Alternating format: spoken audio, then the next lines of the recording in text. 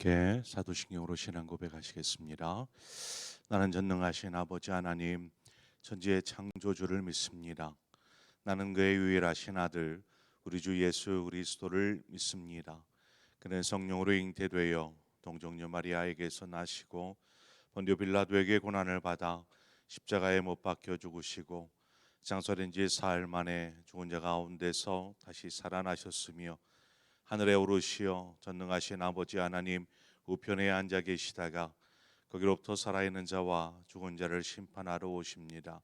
나는 성령을 믿으며 거룩한 공교회와 성도의 교제와 서로를 죄를 용서받는 것과 몸의 부활과 영생을 믿습니다. 아멘.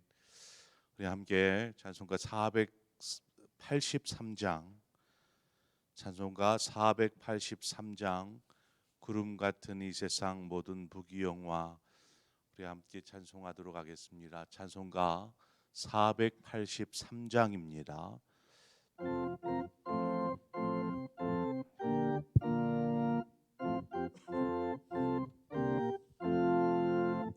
구름 같은 이 세상 모든 부귀영화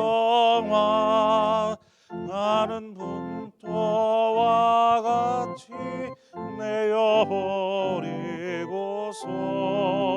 오직 전국의 복을 사모하며 사니 구원받은 내일을 기억하옵소서. 내가 나의 일을 보좌 앞에 놓이 오랜 양 생명책에 기록하옵소서. 주여 보배 배로서 모든 죄 씻으사 나의 부정한 것을 씻어 맑게 소서. 있는보다 너에게 죄를 씻었으니 구원받은 내 일을 기록하옵소서. 주가 나의 일을 보좌 앞에 놓이 오랜 양 생명책에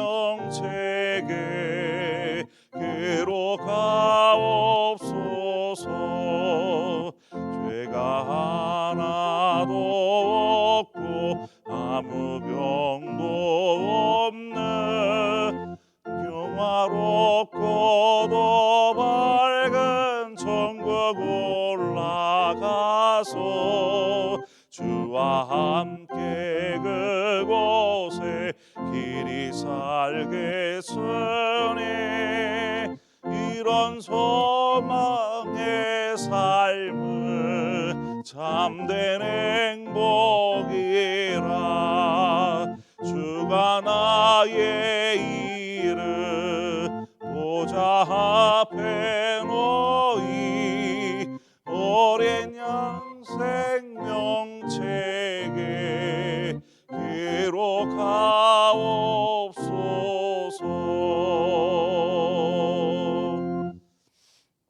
아멘. 하나님 말씀 보겠습니다. 사무엘상 28장 15절에서 25절의 말씀입니다. 사무엘상 28장 15절에서 25절의 말씀을 한 절씩 교독해서 보도록 하겠습니다. 사무엘이 사울에게 이르되 네가 어찌하여 나를 불러 올려서 나를 성가시게 하느냐 하니 사울이 대답하되 나는 심히 다급하니이다. 블레셋 사람들은 나를 향하여 군대를 일으켰고 하나님은 나를 떠나서 다시는 선지자로도 꿈으로도 내게 대답하지 아니하시기로 내가 행할 일을 알아보려고 당신을 불러 올렸나이다 하더라.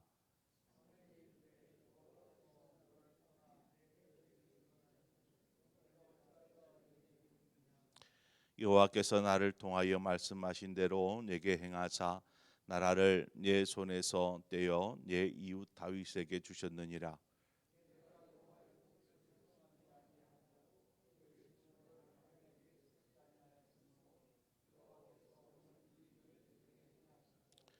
여호와께서 이스라엘을 너와 함께 블레셋 사람들의 손에 넘기시리니 내일 너와 네 아들들이 나와 함께 있으리라. 여호와께서 또 이스라엘 군대를 블레셋 사람들의 손에 넘기시리라 하는지라.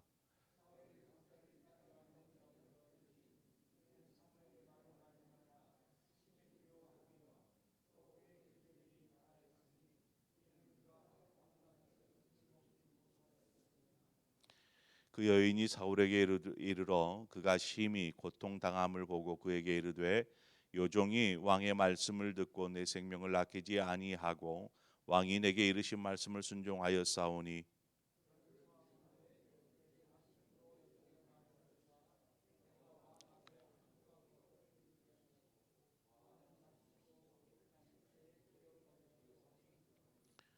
사울이 거절하여 이르되 내가 먹지 아니하겠노라 하니라. 그의 신하들과 여인이 강권하매 그들의 말을 듣고 땅에서 일어나 침상에 앉으니라.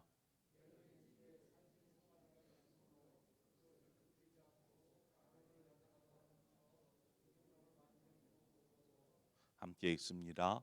사울 앞에와 그의 신하들 앞에 내놓으니 그들이 먹고 일어나서 그 밤에 가니라. 아멘. 어, 사울이 신접한 여인을 통해서 사무엘의 영혼을 불러냅니다. 이것이 가능한 일일까? 오늘은 조금 다른 각도에서 오늘 본문을 좀 보기를 원하는데 우리 무당이 구슬할 때 어떤 죽은 어떤 사람의 목소리를 낸다거나 혹은 그 사람의 처지를 혹은 사정을 다 아는 것처럼 이야기하는 그러한 말을 듣고 죽은 사람이 지금 저 무당을 통해서 깨어서 말하고 있다. 죽은 영혼이 찾아왔다. 이러한 생각들을 합니다. 이런 그 우리나라의 어떤 그런 분위기 때문에 이러한 것 때문에 오늘 본문에 나오는 신접한 일에 대해서 별로 그렇게 큰 그럴 수 있지라는 생각들을 하게 됩니다. 여러분 실제로 사무엘의 영혼이 땅에서 올라와서 지금 신접한 자를 통해서 사울에게 지금 이야기하고 있는 것일까요? 성경에서는 우리의 영혼은 죽음 이후에 다시 돌아오지 않는다라고 말하고 있습니다. 전도서 12장 7절에 보면 흙은 여전히 땅으로 돌아가고 영은 그것을 주신 하나님께로 돌아간다 이렇게 말씀하고 있지요. 의학적으로나 과학적으로 죽음이라고 하는 것은 어떤 심장 박동이 멈추고 호흡이 멈춰버린 때를 죽음이라고 말합니다. 이때의 죽음은 그냥 육신의 죽음이죠. 육신적인 죽음을 이야기합니다. 죽음 이후에는 믿는 자의 경우 육신은 이제 죽어서 흙이 되고 영혼은 우리가 죽으면 낙원에 이르게 됩니다. 영혼이 낙원에서 이제 안식 중에 있다가 언제 다시 깨어나냐면 주님께서 이 땅에 공중 재림하실 때 다시 오실 그때에 죽었던 영혼들이 안식 중에 있다가 깨어나게 됩니다. 그리고 주님을 만나게 되죠. 이후에는 주님과 함께 천년 왕국과 더불어서 이제 영원한 하나님의 나라에 이르게 됩니다. 불신자의 경우는 어떻게 될까요? 불신자의 영혼은 죽음 이후에 지옥으로 떨어지게 됩니다. 지옥으로 떨어진 이후에 다시 이제 주님께서 이 땅에 오실 그때에 자신의 행위대로 심판을 받게 됩니다. 그리고 그 이후에는 영원한 불못에 이르게 되죠. 이것을 성경에는 둘째 사망이라고 이야기합니다. 어, 자, 우리가 그런데 죽은 자가 다시 살아나는 현상들, 이러한 것들을 우리가 어떻게 설명할 수 있을까? 성경에도 죽었다가 살아난 사람들이 있습니다. 어떻게 된 일일까요? 죽은 지 하루가 지나고 나흘이 지났는데 그러한 사람이 살아난 경우를 우리가 어떻게 설명을 할 수 있을까라는 것입니다. 우리가 이것을 과학적으로 혹은 의학적으로 분명하게 설명할 길이 없습니다. 설명할 수 없습니다. 그러나 오늘날에도 어떤 의사가 죽음을 판정하였는데 후에 다시 깨어난 사례들이 많이 보고되고 있습니다. 그래서 우리가 어떤 그 죽음 이후 혹은 영혼에 관련한 이러한 문제에 대해서 먼저 인정할 필요가 있는데 어떤 부분이냐면 하나님께서 행하시는 일, 하나님께서 하시는 일은 사람의 어떤 생각, 이 이성이라는 것을 가지고 생각하고 판단할 수 없다라는 것입니다. 우리가 하나님이 하시는 일을 다 이해할 수 있고 뭐 끄떡끄떡 할 수 있는 것이 아니더라는 것이죠. 먼지와 같은 우리를 생명, 살아있는 영적인 존재가 되게 하신 분이 죽은 자를 다시 살리시는 것, 이 일 또한 능히 하실 수 있지 않겠는가라는 것입니다. 마가복음 10장 27절은 말합니다. 예수께서 그들을 보시며 이르시되 사람으로서는 할 수 없으되 하나님으로는 그렇지 아니하니 하나님으로서는 다 하실 수 있느니라. 하나님은 능히 다 하실 수 있는 분이다라고 말씀하고 있습니다. 못하실 일이 뭐가 있겠습니까? 전능하신 하나님께서. 자, 그렇다면 오늘 본문에 나오는 신접한 자를 통하여서 나타난 사무엘의 영, 이것은 하나님께서 하신 일일까라는 것입니다. 하나님은 못하실 일이 없으신데 지금 이와 같이 사무엘의 영을 깨어서 신접한 여인에게 통해서 나타나게 하신 이 일을 하나님께서 하신 일일까라는 것이죠. 여러분, 우리가 이것이 하나님이 하신 일인지 아닌지를 좀 분별할 필요가 있습니다.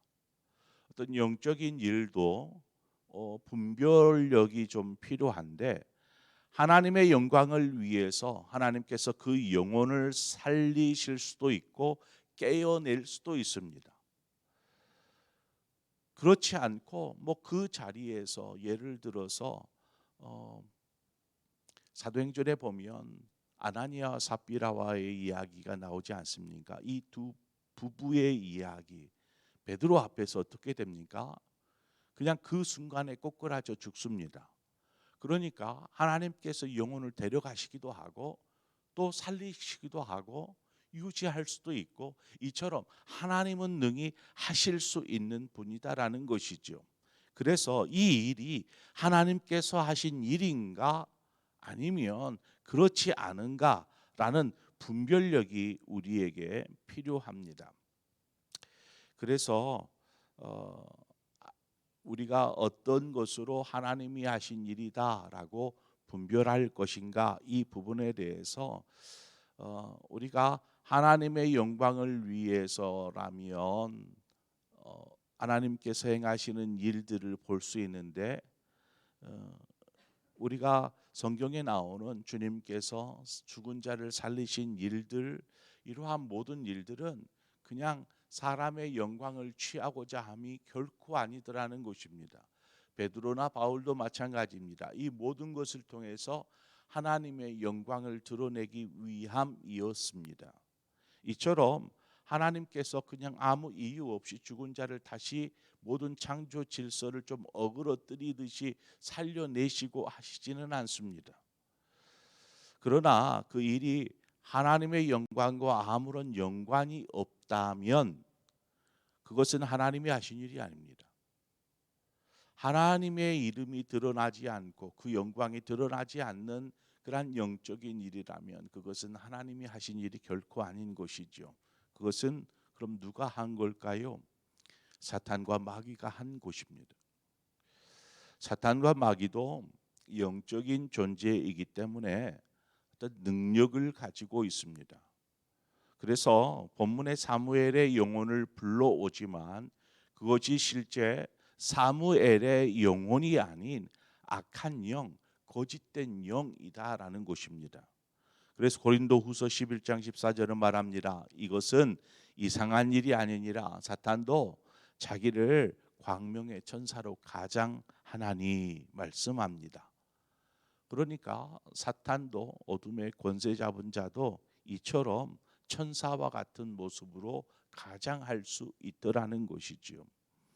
본문을 보면 사무엘의 영혼이 깨어나 말하고 있는 듯 보이지만 그것은 악한 영의 장난과 같습니다. 마치 앞서 제가 서두에 말했던 무당이 뭔가 죽은 사람의 흉내를 내고 죽은 사람의 어떤 사정과 그때의 이야기를 함으로 그 사람이 그 사람의 영혼이 지금 이 무당을 통해서 깨어서 일어나 말하고 있구나라고 생각하는 것, 이것은 악한 영, 거짓된 영, 사탄에 의한 그러한 것임을 우리는 깨달아야 하는 것이죠. 오늘 본문에 나오는 신접한 자와 관련된 일도 마찬가지입니다. 이는 사무엘이 깨어 일어나서 말하는 것이 아닌 것이죠. 하나님은 분명히 말합니다. 사람의 영혼은 땅으로 내려가는 것이 아니라 하늘로 올라간다라고 말하고 있죠. 하나님은 본문에서와 같이 분명히 또 본문에서 뭔가 앞으로 일어날 일들에 대해서 사울에게 이야기하고 있는 것을 보게 됩니다. 그것은 사무엘을 가장한 악한 영을 통해서 하나님께서 지금 뭔가를 말씀하고 계시는 것이죠. 하나님은 피조 세계, 하나님은 창조자이시기 때문에 피조한 모든 세계를 다스리십니다. 영적인 세계 역시 하나님께서 창조하신 세계입니다.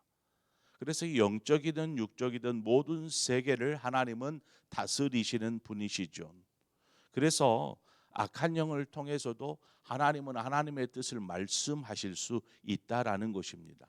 다시 본문으로 돌아가서 사무엘의 영혼을 통해서 사울은 하나님의 뜻이 무엇인지를 알게 됩니다. 19절에 보니까 여호와께서 이스라엘을 너와 함께 블레셋 사람들의 손에 넘기시리니 내일 너와 네 아들들이 나와 함께 있으리라. 여호와께서 또 이스라엘 군대를 블레셋 사람들의 손에 넘기시리라 하는지라. 이 말을 들은 사울은 땅에 엎드려집니다. 그리고 더 이상 소망이 없음을 알고 절망하게 됩니다. 자신뿐만 아니라 자신의 아들들 그리고 이스라엘 군대가 블레셋 사람들에 의해서 마지막 최후를 맞이하게 될 것을 이 전에 듣고 나서는 식음을 전폐하는 것이죠. 모든 기력을 잃어버리고 말았습니다. 우리가 오늘 본문에 이렇게 보면 사울이 어떤 신접한 자를 통해서 전해 들은 어떤 메시지, 이 메시지를 통하여서 지금 절망하고 있는데 지금 사울의 입장에서는 절망할 때가 결코 아니더라는 것입니다. 그렇다면 사울이 지금 이때에 무엇을 해야 할까요? 신접한 자를 찾아야 될까요? 어떻게 해서든 하나님이 말씀도 하지 않으시고 그러니까 어떻게 해서든 수단과 방법을 가리지 않고 뭔가 앞으로 어떤 일이 벌어질까를 알기 위해서 힘써야 될까? 여러분이 사울이라면 지금 이 상황에 무엇을 선택하여 행하겠습니까? 그것은 바로 하나님을 찾는 것입니다. 하나님을 구하는 것입니다. 하나님 앞에 엎드리는 것이죠. 절망 속에 식음을 전폐할 것이 아니라 하나님 앞에서 지금 몸부림쳐야 할 때가 바로 이 중요한 때입니다. 하나님께서 니느웨 성의 멸망을 예고하셨지요. 하지만 후에 저들이 뜻을 돌이켜 하나님 앞에 회개하고 돌아서는 것을 보시고 하나님께서 하나님의 뜻을 돌이키십니다. 바로 용서의 은총을 저들에게 베풀어 주시는 것이죠. 지금 사울에게 필요한 것은 지금 절망 속에서라도 어떻게 해서든 하나님 앞에 돌아서서 하나님의 마음을 구하는 것입니다. 자신의 그 그릇된 교만함들을 회개하는 것이죠. 우리가 이 땅을 사는 동안 믿음 안에 살아야 할 분명한 이유가 바로 여기에 있습니다.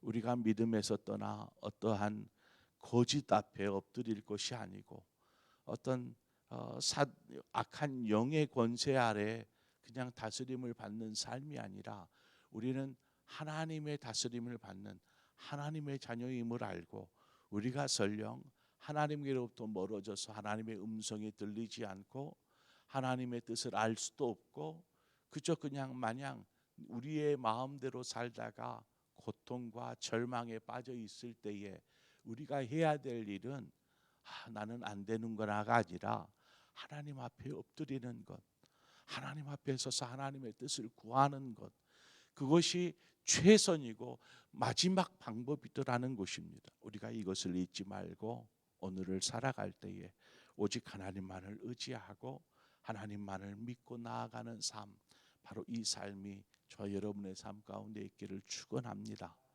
우리 함께 기도하겠습니다. 좋으신 아버지, 은혜를 감사합니다. 오늘 우리를 부르시고 또 인도하여 주신 아버지, 우리가 말씀을 통하여서 모든 세상, 이 육적인 세상이든 영적인 세상이든 이 모든 것을 다스리시고 섭리하시는 그 하나님을 우리가 바라보게 되고 그 위대하신 하나님을 또한 경외하게 됩니다.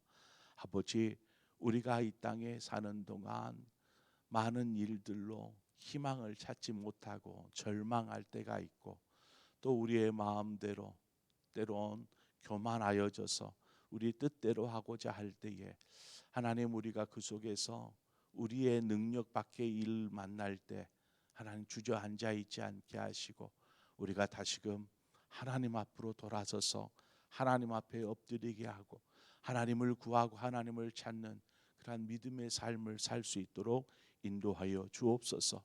오늘 사울의 모습을 보면서 우리가 교훈으로 얻게 하시고 그래서 늘 언제나 믿음 안에 서서 하나님을 구하고 찾는 믿음의 사람, 하나님의 자녀들 되게 하여 주시옵소서. 인도하실 것을 믿고 예수님의 이름으로 기도합니다. 아멘.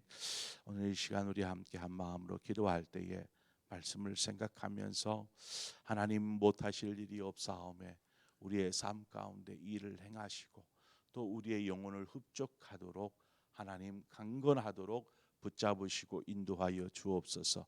우리가 함께 기도하기를 원하고 오늘 우리 금양로 기도회를 위해서 기도하고 또 주일에 있을 전교인 연합 예배를 위해서 하나님 인도하여 주옵소서. 예배를 통해 기도를 통해서 하나님께 나아갈 때에 하나님께서 우리 가운데 놀라우신 은총과 은혜를 베풀어 주시옵소서. 위에서 한 마음으로 기도하고 더불어서 우리 환우들을 위해서 함께 기도하고 자유롭게 돌아가시도록 하겠습니다. 함께 기도하겠습니다. 좋으신 아버지, 오늘 또 이 새벽을 깨우게 하여 주시고 하나님 앞에 엎드려서 하나님 우리의 삶을 아뢰고 또 구하고 찾게 하여 주신 것을 감사합니다.